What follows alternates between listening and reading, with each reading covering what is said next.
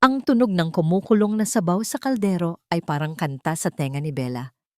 Ang amoy ng nilagang baka at patatas ay bumalot sa buong kusina, nagbigay ng init at ginhawa. Itong bahay na ito, ang malaking dining room na may mahabang mesa para sa kanilang pamilya. Ang kusinang bago at kumpleto sa gamit. Lahat ng ito ay simbolo ng perpektong buhay niya kasama si Gabriel. Isang linggo na lang at magse-celebrate na sila ng kanilang ika-10th wedding anniversary. 10 taon ng pagmamahalan, pag-aalaga at walang katapusang suporta. Walang araw na hindi siya nagpasalamat sa Diyos dahil sa lalaking tinawag niyang Gab, ang CEO na nagpaparamdam sa kanya na siya ang pinakamahalagang tao sa mundo. Saktong ika-7 ng gabi, may kumatok sa pintuan. Napangiti si Bella. Alam niyang si Gab na yon. Dali-dali siyang nagtungo sa pintuan para salubungin ang asawa. Pero bago pa niya buksan ang pintuan, biglang nag-vibrate ang cellphone na headphone niya sa bulsa ng kanyang apron. Isang text mula sa isang unknown number. Gab's new family is growing. Your reign is over, Bella. Parang may malamig na tubig na ibinuhos sa kanya. Nanlamig ang buong katawan ni Bella. Ang nangiti sa kanyang labi ay unti-unting naglaho. Kasunod ng text, isang larawan ang lumabas. Si Gab, nakatayo sa labas ng isang eleganteng restaurant, nakaakbay sa isang babaeng hindi niya kilala. At sa tabi nito, ang tiyan ng babae ay malaki, halatang buntis na. Ang pintuan ay bumukas, si Gab. Ngumiti siya ng malapad. Ang mga mata ay puno ng pagod, pero masaya. Wala na si Sir Ramon, love. Natapos na rin ang meeting. Napatingin si Bella sa mukha ng asawa, sa mga mata nitong hindi siya magawang tingnan ng diretsyo. Ang nangiti ni Gab ay naging maskara sa kanyang paningin. Hindi ito totoo. Siguro, baka photoshopped lang, o baka anak ng kaibigan nila, o baka, love, okay ka lang? Ang lamig mo. Hinawakan ni Gab ang kamay ni Bella. Hinila ni Bella ang kamay niya. Parang may nakakapasong init doon. Napayuko si Bella at pinilit ibalik ang nangiti sa kanyang mukha. Wala. Pagod lang siguro ako. Tara, kumain na tayo. Nang nasa hapagkainan na sila, nagkwento si Gab tungkol sa meeting nila sa board, tungkol sa mga bagong proyekto, sa pagpapalago ng kumpanya. Ang mga salita niya ay pumasok sa isang tenga at lumabas sa kabila. Ang tanging naririnig lang ni Bella ay ang boses ng pagdududa sa kanyang isipan. Anak niya kaya yan? Sino yung babae? Ilang taon na to? Tiningnan niya ang singsing sa daliri ni Gab. Ang wedding ring. Naramdaman niya ang unti-unting pagbigat ng kanyang dibdib. Parang may buhangin na bumubuhos sa kanyang puso. Ang perfect life na pinaniniwalaan niya ay unti-unting nagiging isang basag na salamin. Gabi na. Tulog na si Gab. Nakahiga si Bella sa tabi niya. Nakatingin sa kisame. Ang larawan sa kanyang cellphone ay nakatatak pa rin sa kanyang isipan. Ang mukha ng babae ay malabo. Ngunit ang bilog na tiyan ay malinaw na malinaw. Hindi siya makahinga. Tumulo ang luha mula sa mga mata ni Bella. Ang perpektong gabi na pinlano niya ay naging pinakamasakit na gabi sa kanyang buhay. Napagdesisyonan niya, hindi siya magpapatinag, hindi siya magpapatalo. Maingat siyang bumangon sa kama. Walang ingay na kinuha niya ang cellphone ni Gab sa bedside table. Ang kanyang mga kamay ay nanginginig habang tinatatype niya ang password. Pero bago pa niya matype ang huling numero, biglang gumalaw si Gab. Napadilat siya. At sa dilim, nakita ni Bella ang mga mata nitong nakatingin sa kanya. Anong ginagawa mo, Bella? Namatay ang ilaw. Tumindig ang balahibo ni Bella. Hindi na niya kayang magsinungaling. Humigpit ang kapit niya sa cellphone, handa na siyang sumigaw ng buong galit. Kailangan kong malaman ang totoo, Gab. Anong ginagawa mo, Bella? Ang boses ni Gab ay hindi galit, ngunit malalim at puno ng pagdududa. Parang isang batong bumagsak sa kanyang puso ang tanong na yon. Hindi na niya kayang magsinungaling pa. Kailangan kong malaman ang totoo, Gab. Biglang bumukas ang ilaw sa kwarto. Napaatras si Bella. Ang mukha ni Gab ay malinaw. Ang mga mata nito ay punong-puno ng pagkalito at pagod. Napatingin si Gab sa cellphone niya na hawak-hawak ni Bella. "Ibigay mo sa akin yan," sabi ni Gab. Ang boses ay mahinahon, pero may awtoridad. Pero nanindigan si Bella. Inilabas niya ang sarili niyang cellphone at ipinakita kay Gab ang larawan. Hindi niya kailangang magsalita. Ang larawan mismo ang magsasabi ng lahat. Napalunok si Gab. Ang mukha niya ay namutla. "Bella, mag-usap tayo. Please." 1 oras silang nag-usap sa sala. Gab insisted na ang lahat ay isang malaking misunderstanding, na ang babae sa larawan ay isang dati niyang empleyado, si Celeste Alcantara, na may malubhang sakit sa puso at kailangan ng tulong pinansyal para sa operasyon. Na ang tiyan nito ay hindi dahil sa pagbubuntis, kundi sa isang komplikasyon sa kalusugan. "Pinapaniwalaan mo ba talaga ang sarili mo, Gab?" Tanong ni Bella. Ang kanyang boses ay nanginginig sa galit. "Sa lahat ng tao, bakit siya? Bakit sa likod ko pa?" "Bella, wala siyang ibang malalapitan. Alam mo, she's like a daughter to me. Nag-promise ako sa tatay niya na aalagaan ko siya bago siya namatay." Ang pag-e-explain ni Gab ay parang gasolina sa apoy ng galit ni Bella. Ang kasinungalingan ay naglalabas ng baho sa buong kwarto. Hindi siya maniniwala sa kwentong yon. Nagsinungaling siya sa kanya. Kinaumagahan, walang salita. Kumakain sila ng almusal. Ang pagitan sa kanila ay parang isang malalim na karagatan. Napatingin si Bella sa wedding ring sa daliri niya. Ang singsing na ito ay simbolo ng kanilang pagmamahalan. Ngayon ay parang isang kadena. Pagkatapos ng almusal, agad siyang umalis. Hindi sa opisina. Sa opisina ng isang pribadong investigator. Ang pangalan niya ay Celeste Alcantara. Sabi ng asawa ko, dating empleyado siya sa kumpanya niya. At buntis siya. Sabi ni Bella, ang bawat salita ay may sakit. "Ma'am, aabutin po ng ilang araw ito." Sagot ng investigator. "Wala tayong ilang araw. Nagplano ako ng press conference para sa anniversary namin. Kailangan kong malaman ang totoo bago yon." Umalis si Bella at nagmaneho papunta sa opisina ni Gab. May kakaiba sa loob niya. Hindi na siya ang Bella na umiiyak sa bahay. Siya na ang Bella na lalaban. Nang makarating siya sa opisina, nakita niya si Gab na nagtatrabaho. Nagulat si Gab nang makita siya. "Bella, anong ginagawa mo dito?" "Gab, tumigil ka na sa pagsisinungaling sa akin. Alam kong may kinalaman si Celeste sa kumpanya mo. Alam kong nag-hire ka ng private investigator para tiktikan ng mga competitors mo." Sabi ni Bella. Ang boses ay matatag. "Paano mo nalaman?" "May mga connection ako, Gab. Bilang asawa mo, may mga bagay na hindi ko sinasabi sa'yo. Ngayon, gusto kong malaman ang lahat. Lahat-lahat." Napayuko si Gab. Huminga siya ng malalim. "Okay, Bella. Nagkakamali ka. Pero, sige, ibibigay ko sa'yo ang address ni Celeste para maniwala ka na sa akin." Nang nasa kotse na si Bella, nakaramdam siya ng takot. Ang address ni Celeste ay sa isang lumang apartment sa Tondo. Naramdaman ni Bella ang takot, ngunit lalo siyang naging determinado. Nang makarating siya, isang matandang babae ang bumukas ng pintuan. "Hanap mo si Celeste? Hindi siya dito nakatira." "Ha? Pero ito ang address na ibinigay sa akin ng asawa ko." Ang matandang babae ay ngumiti ng mapait. Matagal na siyang umalis. Bumalik siya sa probinsya, pero bago siya umalis, nagbilin siya. "Sa'yo, ma'am." Nalaglag ang puso ni Bella. Ang matandang babae ay nagbigay sa kanya ng isang sobre. "Hanap mo si Celeste? Nandito siya. At siya ang tunay na buntis." Ngunit sa loob ng sobre ay isang larawan.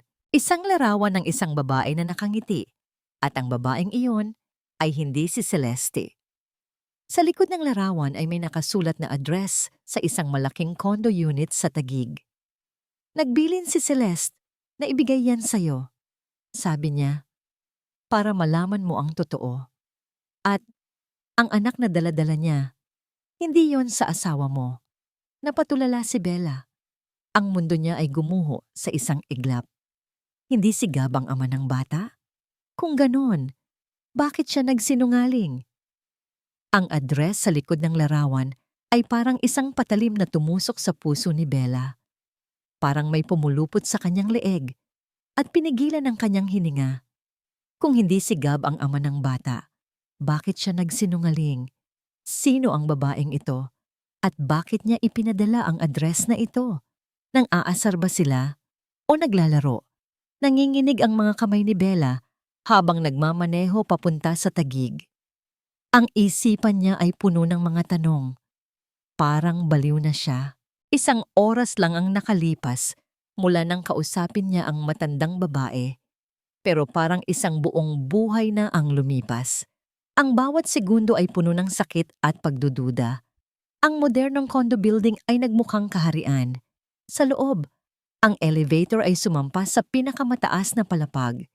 Kinakabahan si Bella, ang kanyang puso ay kumakabog ng malakas sa kanyang dibdib. Sa wakas, ang pintuan ay bumukas. Nakatayo siya sa harap ng pintuan ng isang apartment. Nag-alinlangan siya. Dapat ba siyang kumatok? O tumakas na lang? Pero hindi. Kailangan niyang malaman ang katotohanan. Hindi siya aalis nang hindi nakukuha ang sagot. Kumatok siya. Ang pintuan ay bumukas. Hindi isang matanda, kundi isang babaeng nakangiti ang sumalubong sa kanya. Maganda siya. May mahabang itim na buhok, matangos na ilong, at mapupungay na mata. Napansin ni Bella ang tiyan nito na malaki na. Ito ang babaeng nasa larawan. Bella Reyes, sabi ng babae. Hindi ito tanong, kundi isang pagbati. Pumasok ka. Halika. Hindi kita inaasahang makikita dito. Napasok si Bella, nagulat sa malaking espasyo at sa eleganteng interior. Hindi ito isang hamak na apartment. Ito ay isang penthouse. Sino ka? Tanong ni Bella. Ang kanyang boses ay nanginginig. Celeste, sabi ng babae.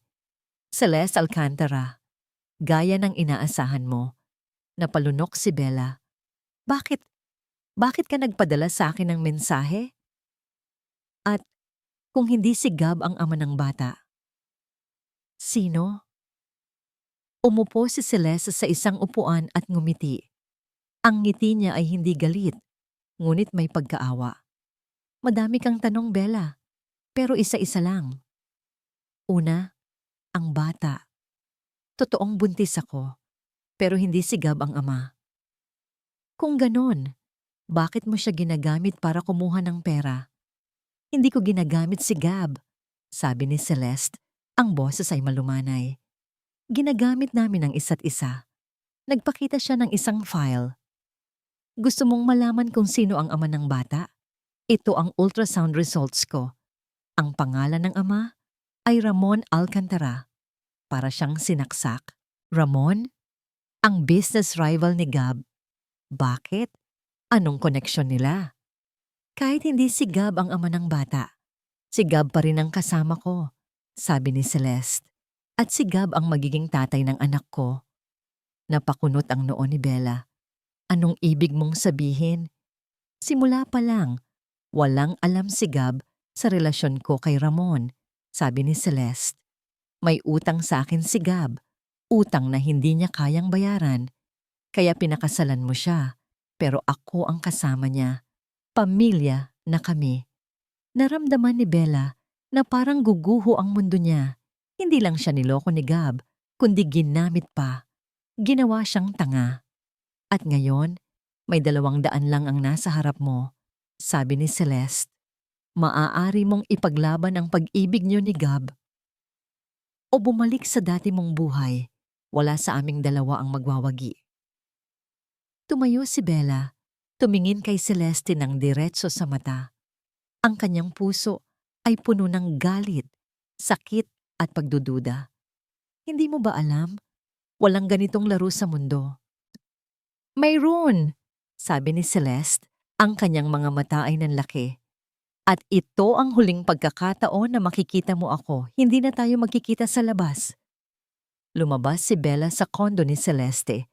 Ang hangin ay malamig, ngunit hindi niya nararamdaman iyon. Ang tanging nararamdaman lang niya ay ang init sa kanyang mukha. Hindi siya nanalo. Hindi siya nanalo sa laro. At ngayon, kailangan niyang labanan ng isang mundo na hindi niya alam. Sa kanyang kotse, kinuha niya ang cellphone niya at tinawagan ang lawyer niya. Kailangan kong ipaalam sa publiko na hindi si Gab ang ama ng bata.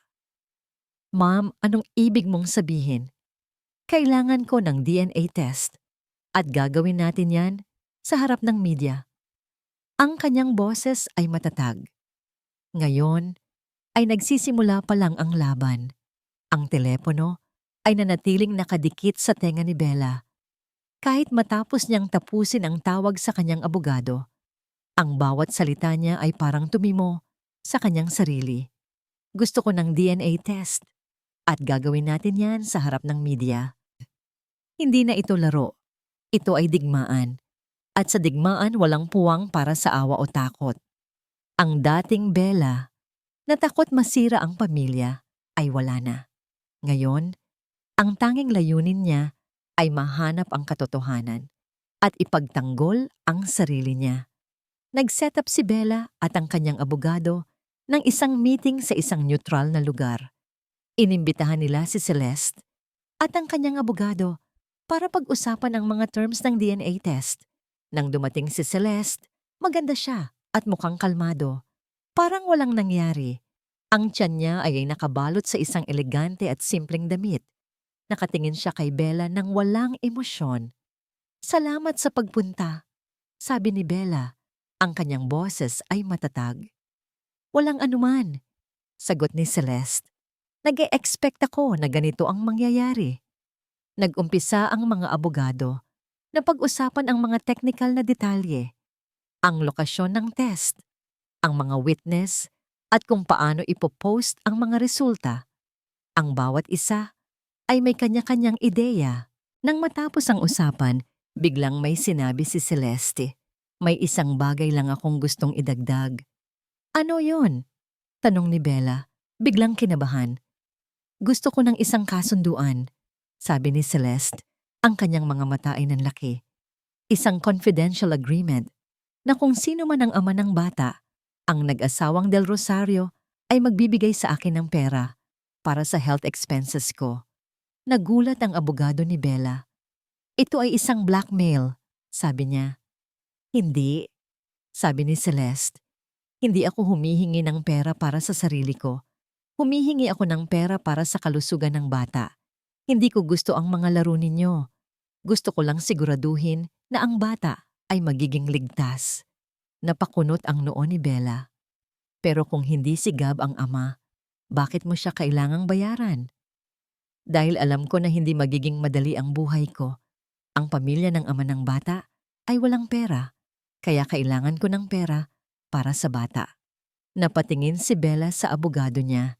Hindi siya makapaniwala sa ginagawa ni Celeste. Pero may kakaiba sa mga mata ni Celeste. May takot doon. Ang takot na ito ay hindi para sa sarili niya. Parang takot ito para sa bata. Nag-isip si Bella. Kung hindi niya susundin ang gusto ni Celeste, maaring hindi niya makuha ang DNA test, kaya kailangan niyang tanggapin. At kung hindi talaga si Gab ang ama, hindi naman siya ang magbabayad. Okay, sabi ni Bella. Kung totoo ang sinasabi mo, tatanggapin ko ang kasunduan. Pero may isang kondisyon. Kailangan mo munang ipakita sa akin ang medical records mo. Nang makita ni Celeste ang mga mata ni Bella, parang may nakita siya na mas malalim. Ang takot sa mga mata ni Celeste ay lalong tumindi. Pero ito ay personal na impormasyon. Hindi, sabi ni Bella matatag.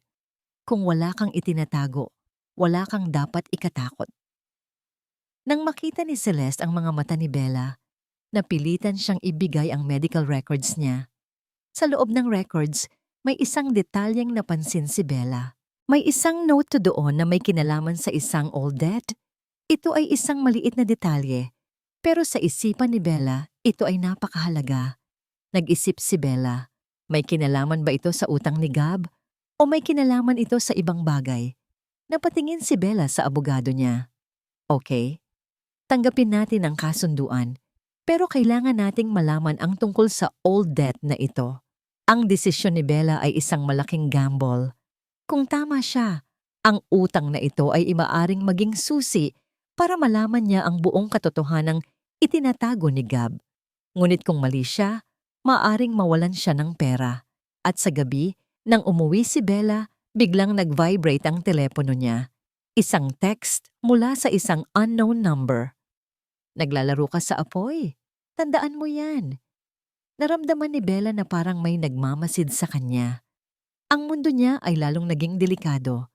Ang araw ng DNA test ay dumating. Ang conference room sa isang kilalang hotel ay napuno ng mga reporters, camera, at microphone. Ang bawat sulok ay punong-puno ng pag-asa, pagdududa, at tensyon. Nakatayo si Bella sa harap ng entablado, nakasuot ng puting eleganteng damit. Ang mukha niya ay walang emosyon, ngunit sa loob, ang puso niya ay kumakabog ng malakas. Ito na, ang sandaling magpapabago sa buhay niya. Dumating si Gab at umupo sa tabi niya. Ang mukha niya ay namumutla at ang mga kamay niya ay nanginginig. Napansin ni Bella ang takot sa kanyang mga mata. Ngunit hindi niya ito pinansin. Ang tanging nasa isipan niya ay ang katotohanan. Pagkatapos ng ilang sandali, dumating si Celeste. Mas lalo siyang gumanda. Nakasuot siya ng isang simpleng dress na nagpakita ng kanyang lumalaking tiyan. Ang mukha niya ay kalmado, ngunit ang mga mata niya ay nagtatago ng isang malaking lihim. Nagsimula ang press conference. Ang abogado ni Bella ay nagbigay ng isang maikling speech. Nag-set up kami ng isang DNA test upang malaman kung sino ang ama ng bata na nasa sinapupunan ni Celeste Alcantara. Handa na ang lahat.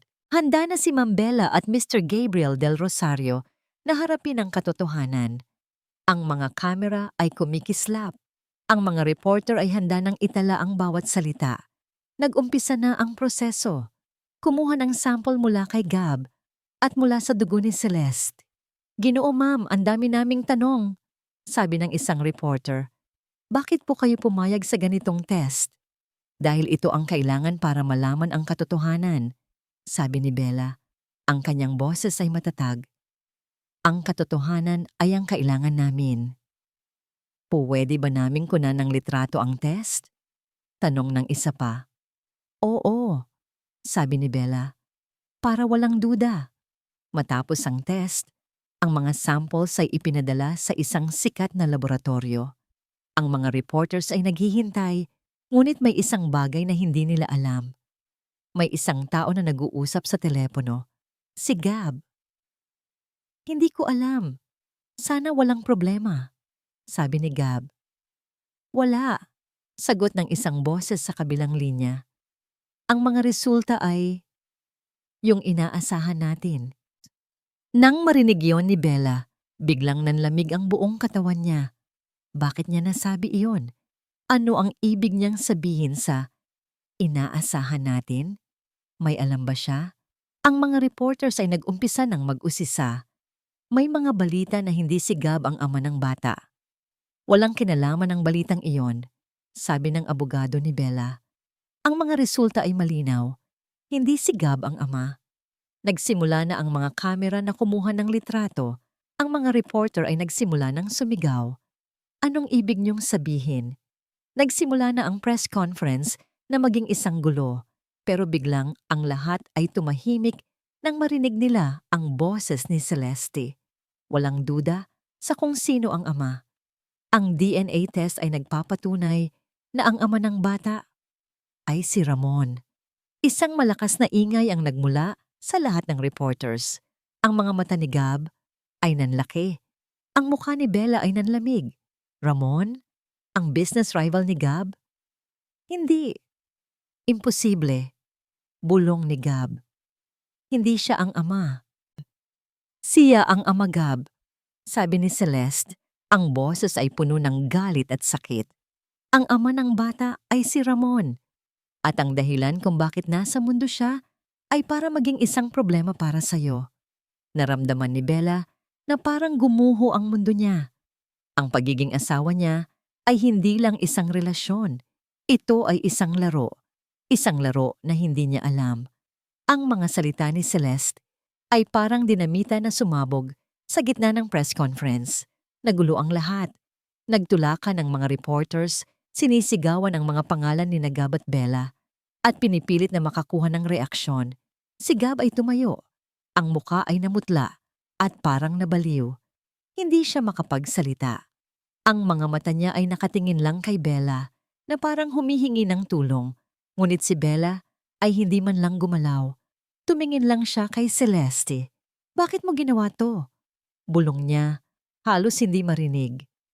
Dahil gusto kong malaman niya na hindi ako basta-basta. Sagot ni Celeste. At gusto kong malaman mo na hindi siya isang lalaking karapat-dapat sa'yo. Napalingon si Bella kay Gab. Ang mukha niya ay puno ng sakit at pagkalito. Anong ibig niyang sabihin, Gab?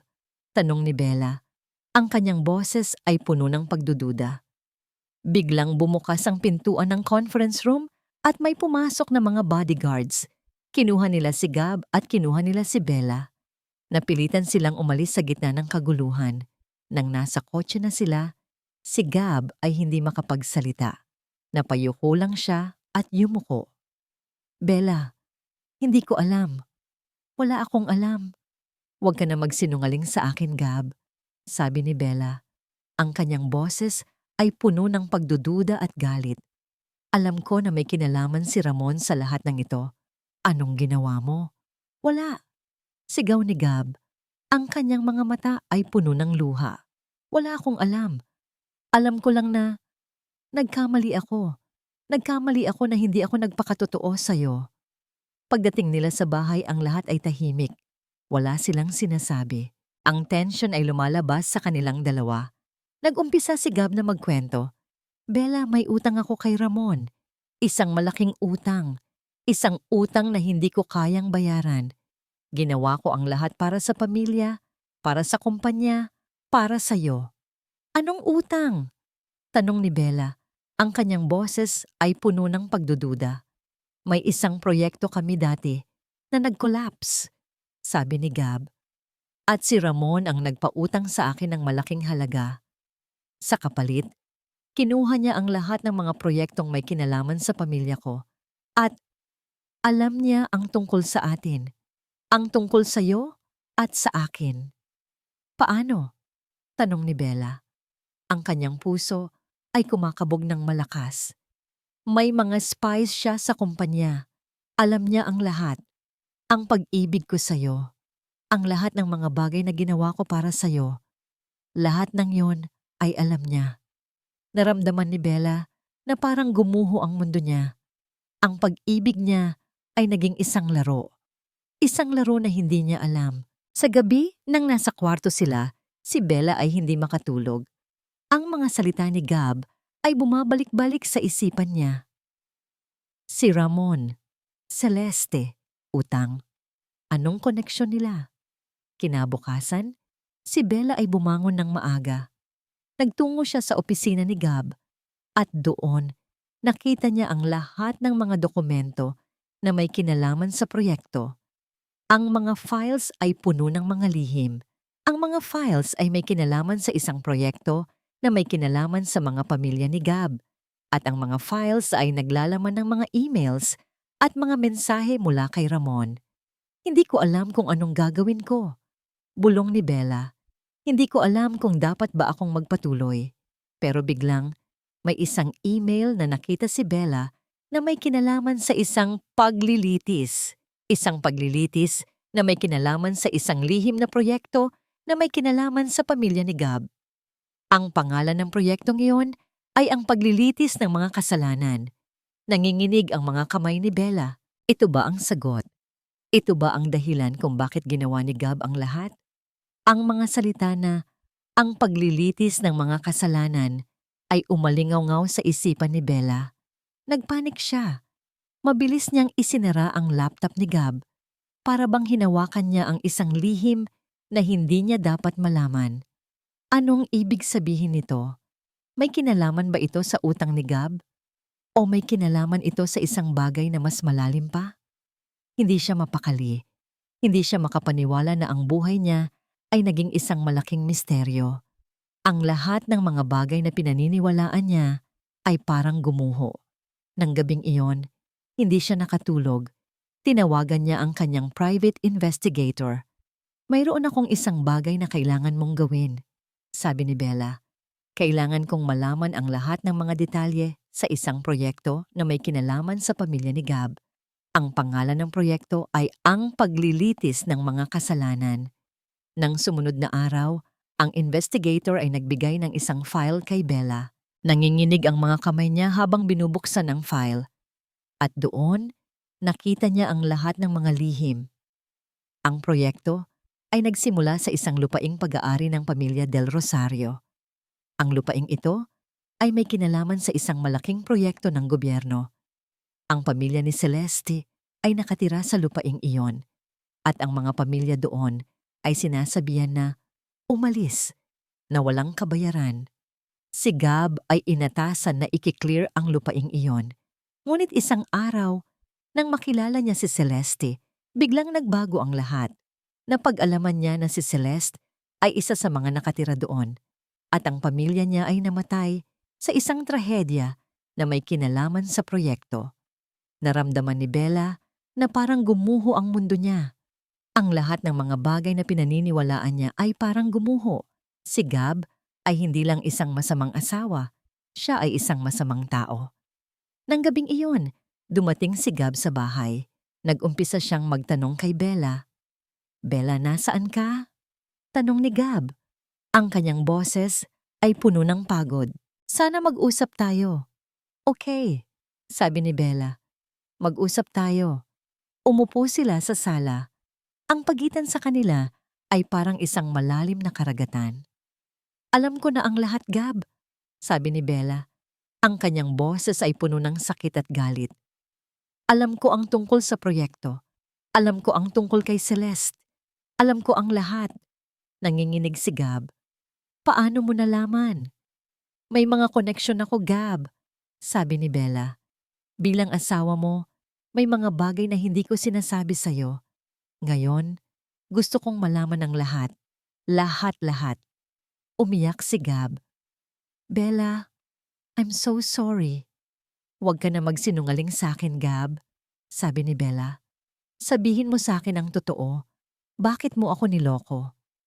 Hindi ko alam, bulong ni Gab. Hindi ko alam ang gagawin ko. Niyakap ni Gab si Bella, pero tinulak niya ito. Huwag mo akong hawakan, sabi ni Bella.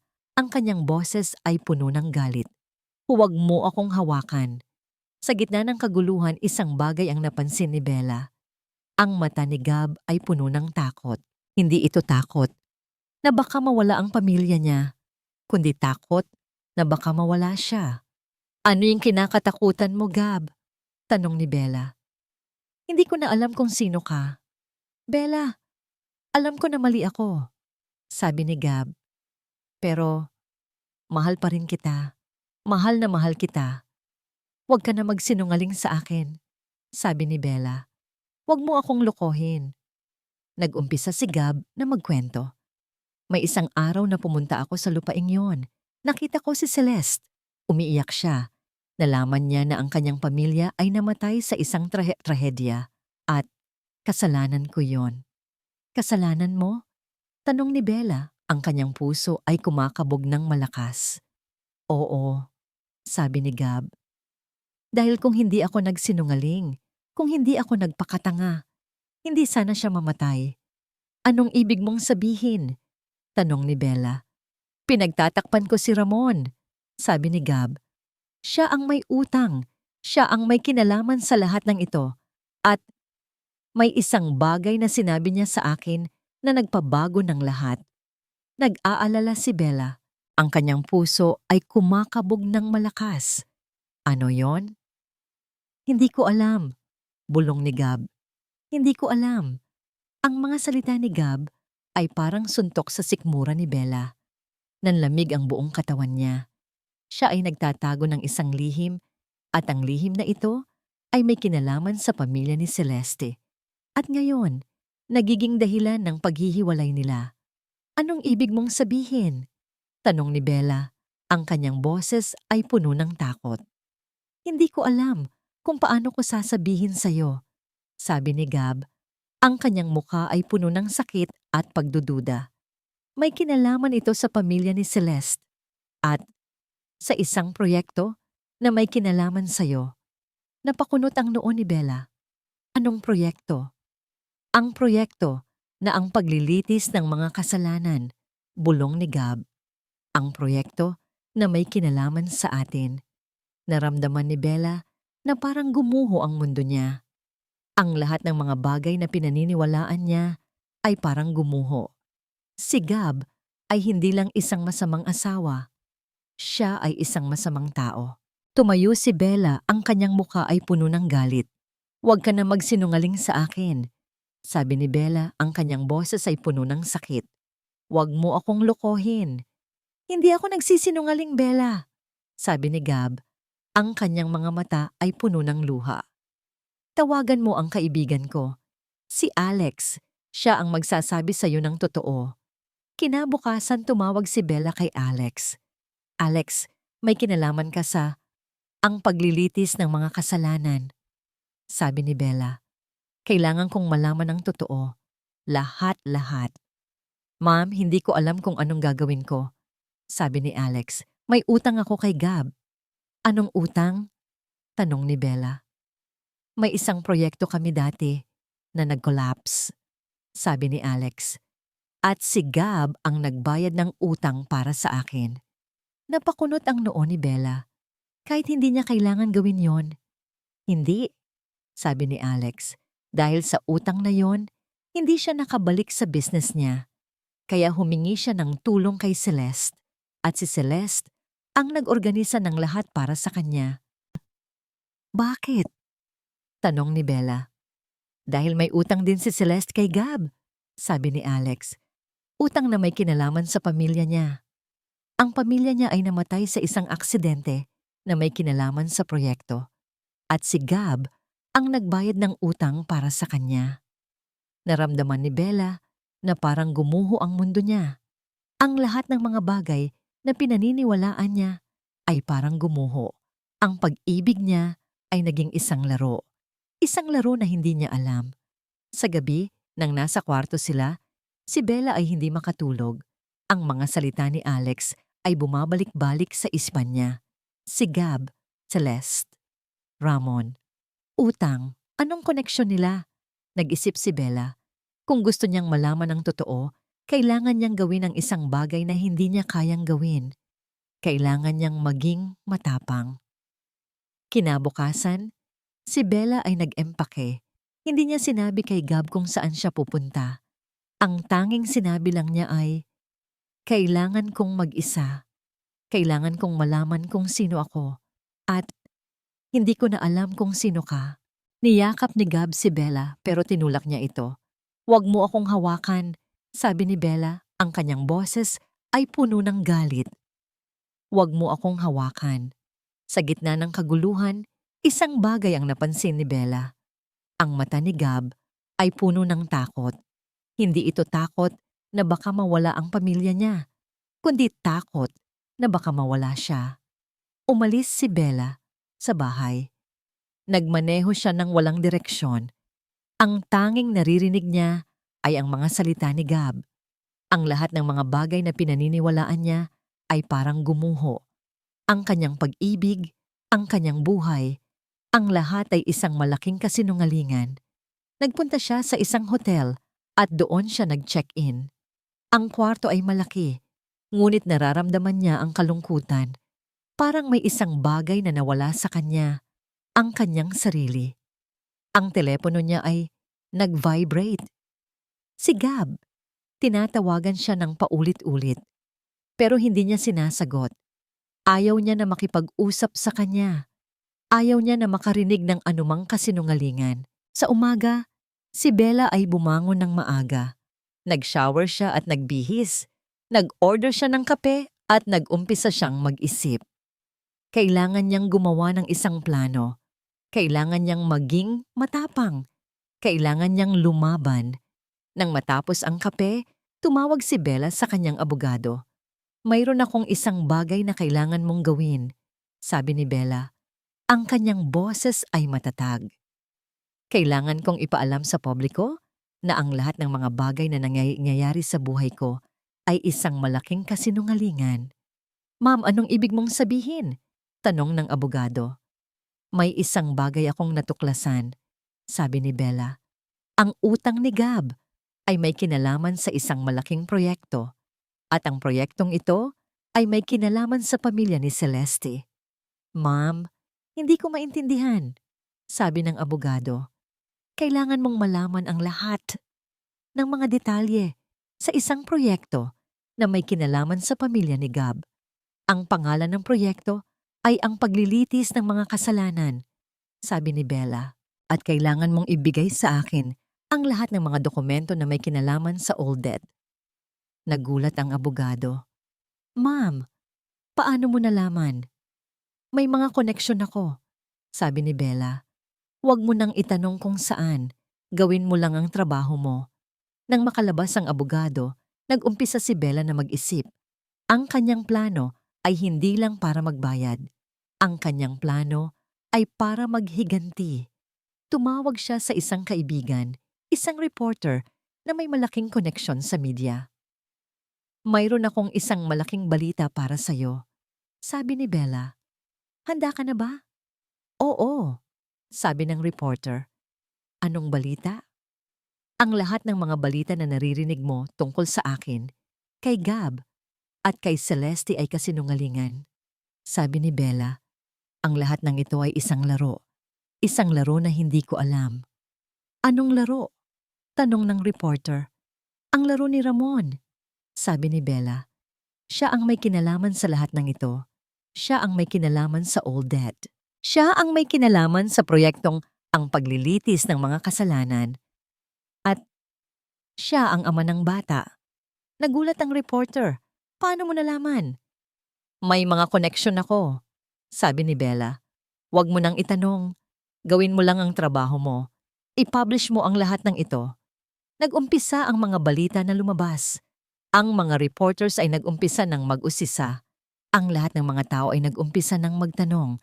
Ang mga tao ay nag-umpisa ng mag-isip. Si Ramon at Celeste ay nagulat. Hindi nila alam kung anong nangyayari. Nag-umpisa silang magtanong kung paano nalaman ni Bella ang lahat. Hindi ko alam.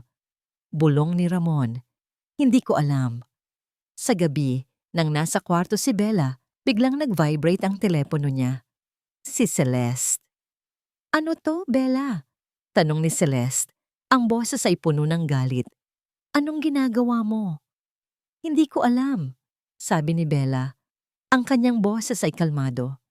Ang lahat ng mga bagay na nangyayari sa buhay ko ay isang laro. Isang laro na hindi ko alam. Ang mga balita ay nagkalat sa buong bansa. Ang mga reporters ay nag-umpisa ng mag-usisa. Ang lahat ng mga tao ay nag-umpisa ng magtanong. Ang mga tao ay nag-umpisa ng mag-isip. Si Ramon at Celeste ay nasa ilalim ng spotlight. Hindi nila alam kung anong nangyayari.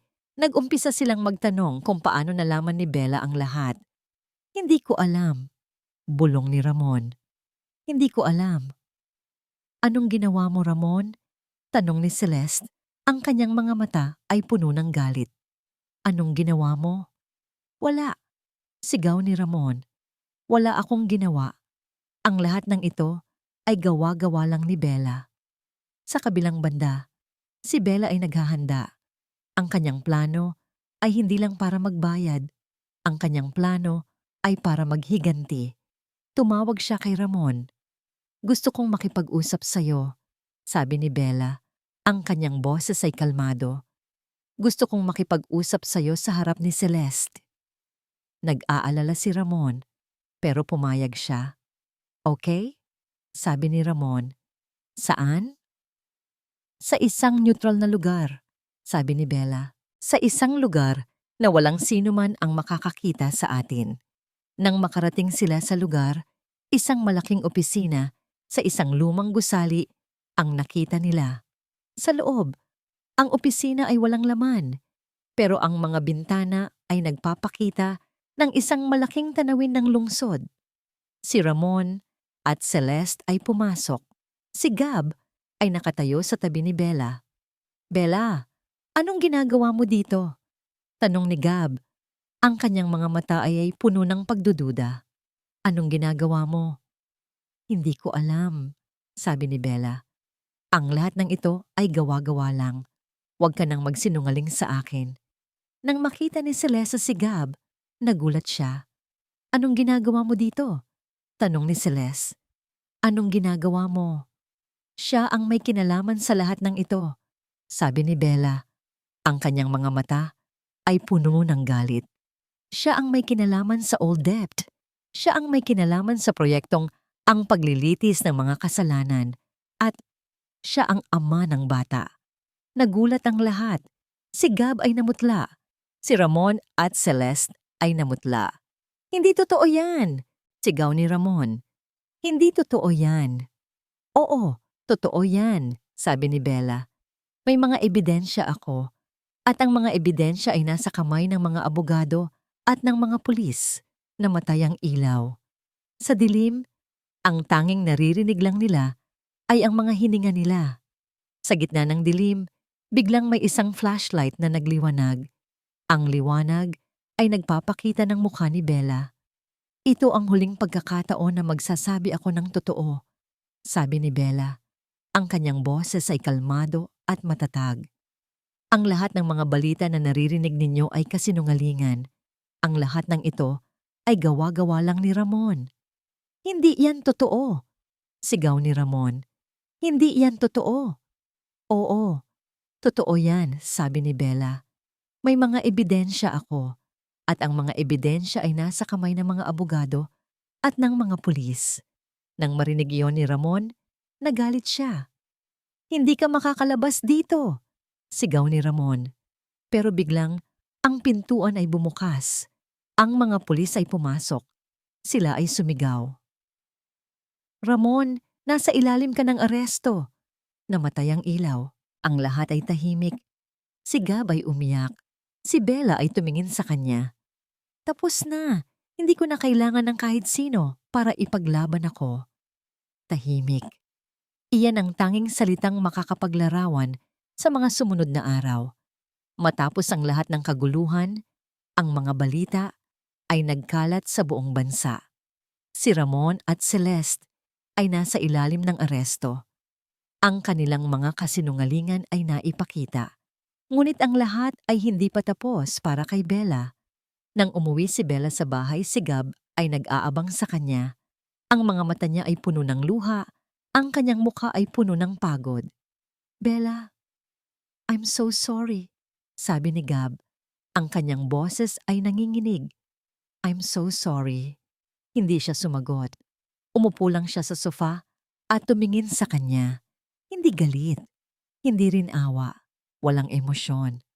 Bella, alam ko na nagkamali ako, sabi ni Gab. Alam ko na nagsinungaling ako, pero mahal pa rin kita. Mahal na mahal kita. Hindi niya sinasagot. Napatingin siya sa singsing sa daliri niya. Ang singsing na ito ay isang simbolo ng kanilang pag-ibig. Ngayon, ito ay isang simbolo ng isang malaking kasinungalingan. Gab, sabi ni Bella. Ang kanyang boses ay kalmado. Wala na. Tapos na ang lahat. Anong ibig mong sabihin? Tanong ni Gab. Ang kanyang mga mata ay puno ng takot. Anong ibig mong sabihin? Tapos na ang laro. Nanalo ako. Nanalo ako sa iyo. Nanalo ako sa lahat, sabi ni Bella. Pero wala na. Tapos na ang lahat. Pero mahal pa rin kita, sabi ni Gab.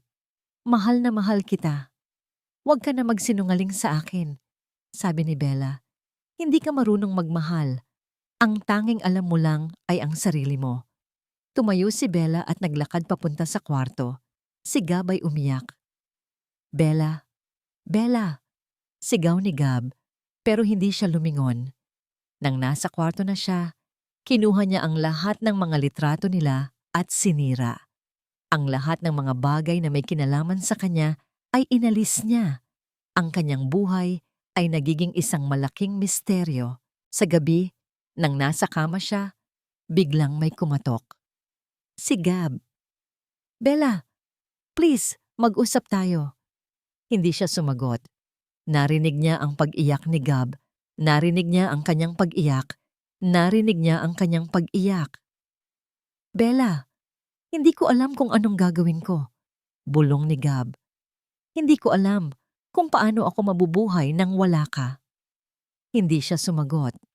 Kinabukasan, si Bella ay nag-empake. Ang kanyang plano ay umalis. Ang kanyang plano ay simulan ang isang bagong buhay. Ang kanyang plano ay hanapin ang sarili niya. Nang makita ni Gab ang kanyang mga gamit, umiyak siya. "Bella, huwag ka na umalis. Huwag ka na umalis." "Gab," sabi ni Bella. Ang kanyang mga mata ay puno ng luha. "Hindi na ako ang Bella na kilala mo. Ang Bella na kilala mo ay patay na. Patay na kasama ng kasinungalingan mo." Umalis si Bella. Hindi siya lumingon. Hindi niya gustong makita ang mukha ni Gab. Ang kanyang mukha ay puno ng sakit at pagdududa. Ang kanyang buhay ay nagiging isang malaking misteryo. Ang kanyang pag-ibig ay nagiging isang malaking kasinungalingan. Ang kanyang buhay ay nagiging isang malaking misteryo. Isang taon ang lumipas. Ang pangalan ni Bella Reyes ay hindi na iniuugnay sa isang malaking iskandalo. Siya ay kilala na ngayon bilang isang matagumpay na businesswoman at isang philanthropist. Ang charity na kanyang sinimulan, na dating tinutulungan ni Gab, ay lumaki at nakatulong sa libu-libong kabataan sa buong bansa. Isang araw, habang nasa isang press conference, isang reporter ang nagtanong sa kanya, "Ma'am Bella, ano po ang sikreto ng inyong tagumpay?" Ngumiti si Bella.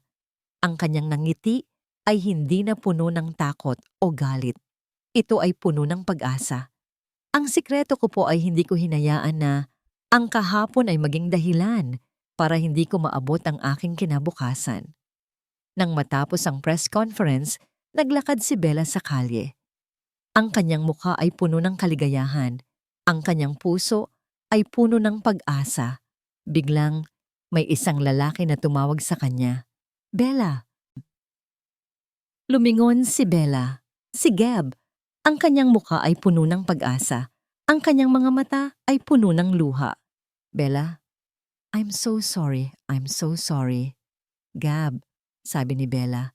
Ang kanyang boses ay kalmado. "Wala na. Tapos na ang lahat. Pero, mahal pa rin kita," sabi ni Gab. "Mahal na mahal kita. Huwag ka na magsinungaling sa akin," sabi ni Bella. "Hindi ka marunong magmahal. Ang tanging alam mo lang ay ang sarili mo." Tumayo si Gab at lumapit sa kanya. "Bella, nabago na ako. Hindi na ako ang Gab na kilala mo." "Oo," sabi ni Bella. "Hindi ka na ang Gab na kilala ko. Pero, hindi na ako ang Bella na kilala mo. Ang Bella na kilala mo ay patay na. Patay na kasama ng kasinungalingan mo." Umalis si Bella. Hindi siya lumingon. Hindi niya gustong makita ang mukha ni Gab. Ang kanyang mukha ay puno ng sakit at pagdududa. Ang kanyang buhay ay nagiging isang malaking misteryo. Ang kanyang pag-ibig ay nagiging isang malaking kasinungalingan. Ang kanyang buhay ay nagiging isang malaking misteryo. At dito nagtatapos ang kwento ni Bella at Gab.